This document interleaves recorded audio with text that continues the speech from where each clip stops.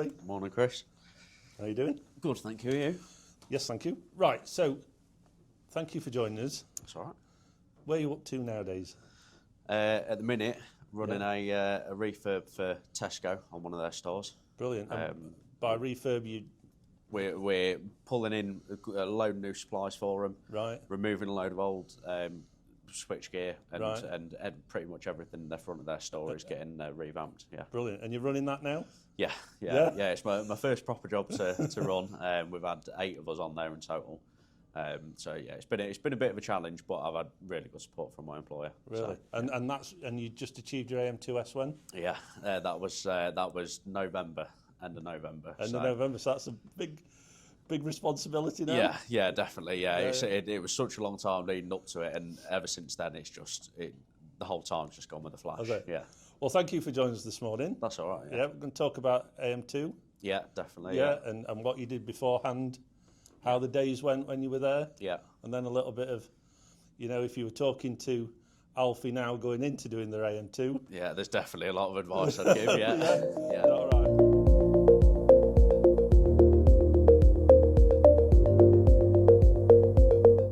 Perfect. So, leading up then, before your EPA, was there anything you were really worried about before you started? Everything surrounding the AM2, to be honest. I don't think there could have been anything that I was more worried about. It was made out to be this big bad wolf type of situation, and there was nothing that anybody could say to me at the time that was going to calm me down. But looking back now, hindsight's a great thing. There wasn't a massive amount to be worried about. No. So, what did you do to prep for your EPA? I used LEDA. From JTL, which really helped me. All the resources on there was really good, just to refresh my mind. Yeah. Things that I might have done a week ago or I might have done 2 years ago. it helped with everything. I did the preparation days here as well at the training centre with Dan Clifford, my training officer, and that really helped me.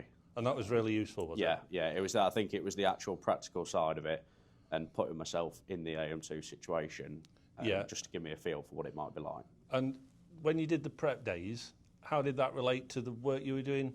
We went through every section really. So Dan came to me and asked me if I wanted to come. I said what sections I was most worried about. Yeah. And we focused on them. So the first time I came, we just did testing and fault finding because at the time that was what was really getting to me. Right. And once I went through it after the first day, I came out a completely different person, and it had completely settled my nerves. Leading up to taking your AM2S, what do you think made the biggest difference before you went in?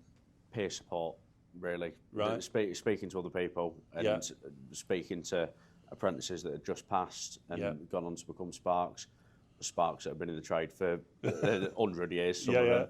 But speaking to people and seeing how they dealt with the nerves on the day and the actual content of the exam as well. Because there was a lot of things, looking back now, when I was in the exam, that I was thinking back to what people had told me maybe a week ago or maybe a year ago, and I was thinking, right, make sure you do that, make sure you do this, and but learning off other people was a huge, it was great for preparation. Brilliant.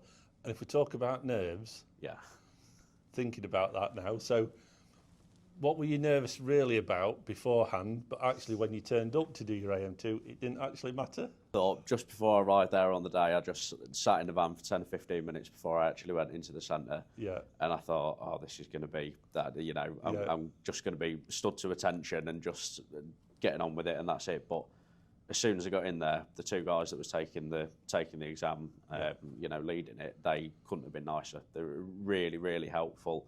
Not obviously giving us any information, but just sat us down at the start and said, "Look, there's nothing to worry about. We're here to help you pass." And they anxiety-wise, they took all that away from me. Fantastic.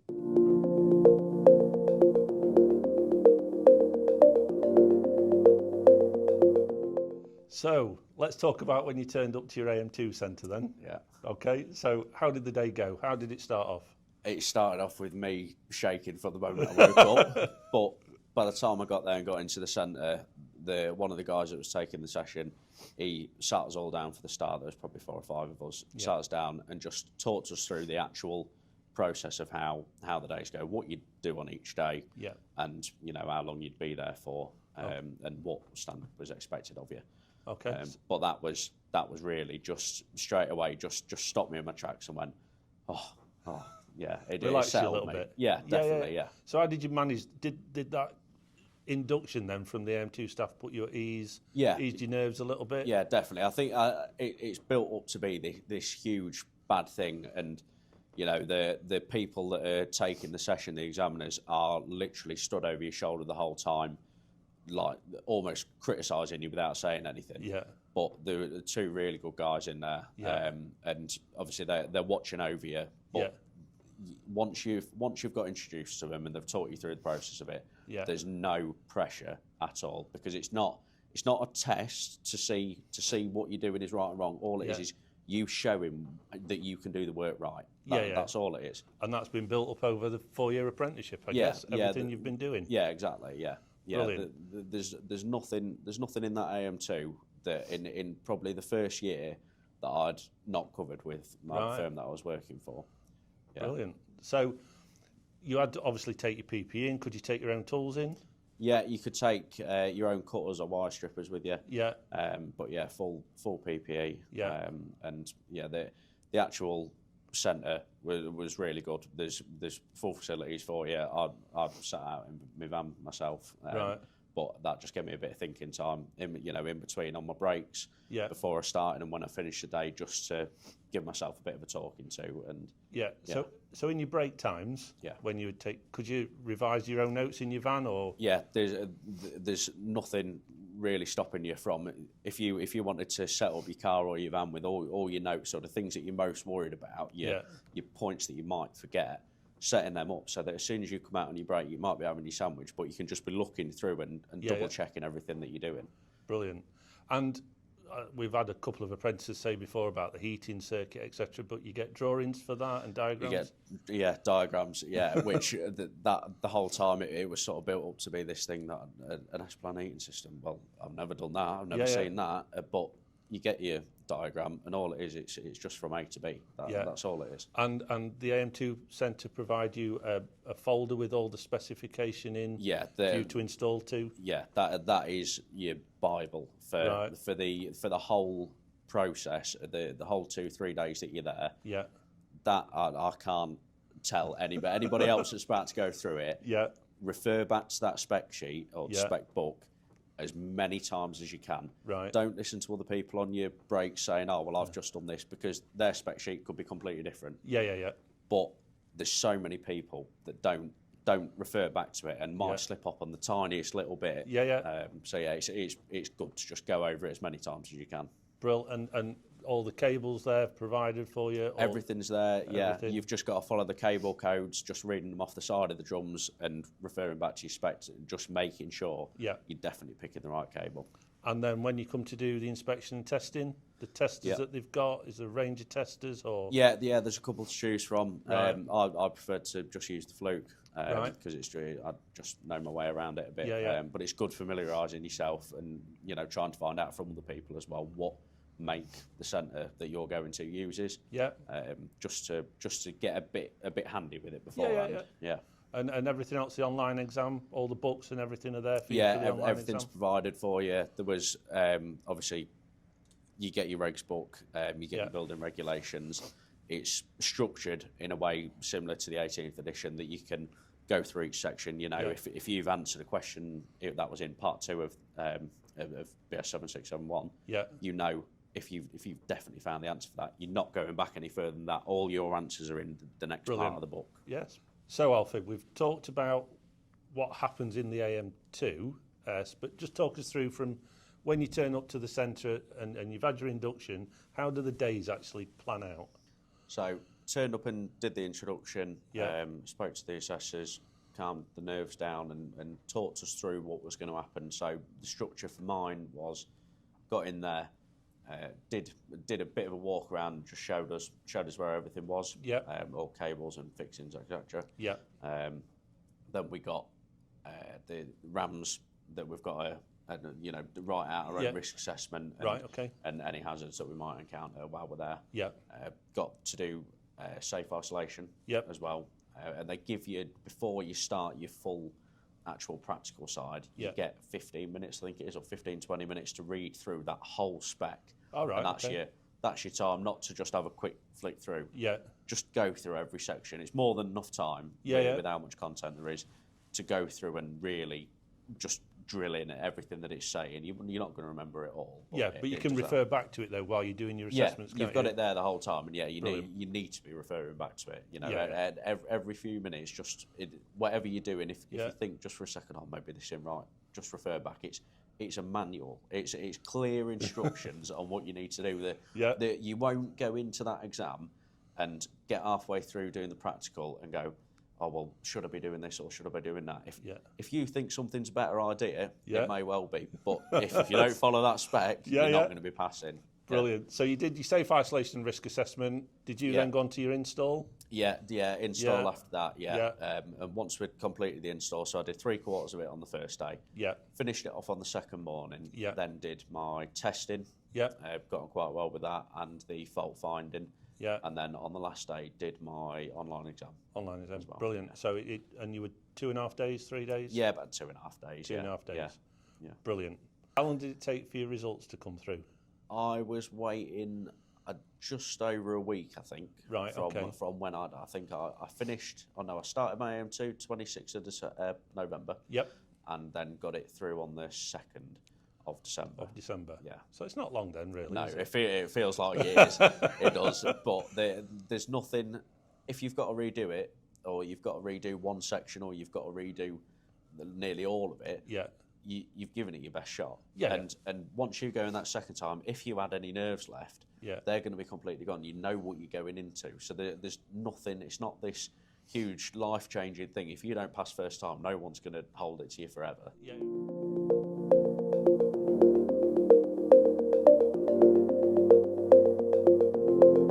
So, on hindsight, what would you have done anything different? I would have started prepping earlier. Right.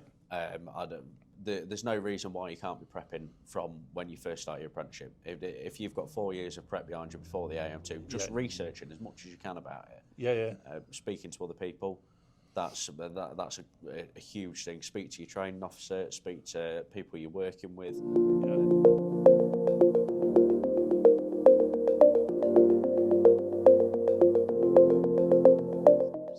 Going back a bit in time. Started your apprenticeship in 2021. 2021? September, So what resources were available to you then to support your learning? Not a massive amount. Right. When I started, obviously, we were given textbooks when we started at college. And I bought a couple of my own, but online resources, it was pretty limited. So how has that progressed as you've gone through?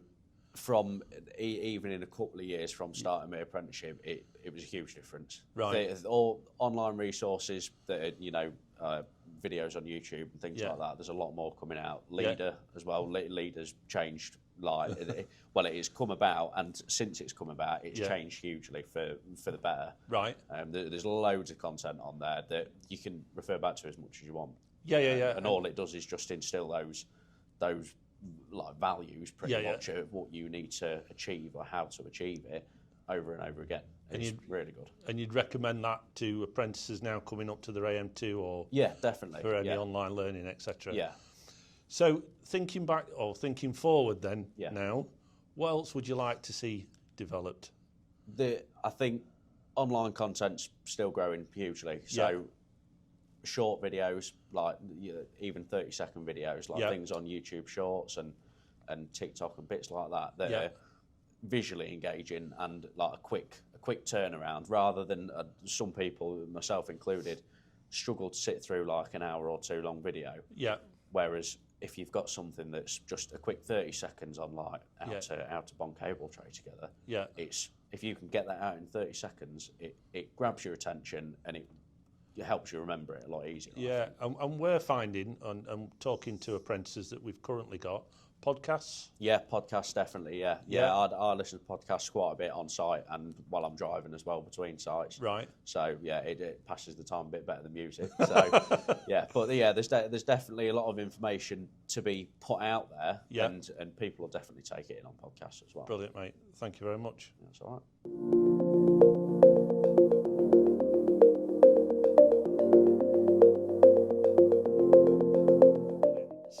top tips for our apprentices then coming up to take it. What would you give them? Top tip. Don't make it out, and don't let other people make it out to be this huge, massive, big bad wolf of an exam. It's not. It's not you going in and being criticised and pressured on every single thing you're doing. You've not got somebody stood on your shoulders watching you, and if you mess something up, nobody's gonna just fail you for messing up a small little thing. All you're doing is going in there and showing competency. That's all it is. The assessors aren't there to fail you. They're not there to pass you either. They're just there to view what you're capable of. And if you're capable, there's no reason why you can't pass first time. It's all that gets to people, from my opinion, is the anxiety of it. Because it's made out to be such a bad thing and such a huge exam, when in reality it's not. And hopefully our conversation this morning will support them coming through and hopefully ease the nerves a little bit. Definitely, I know from experience that I was absolutely terrified from the first time I heard AM2 until the day that I actually finished. I was terrified of the exam.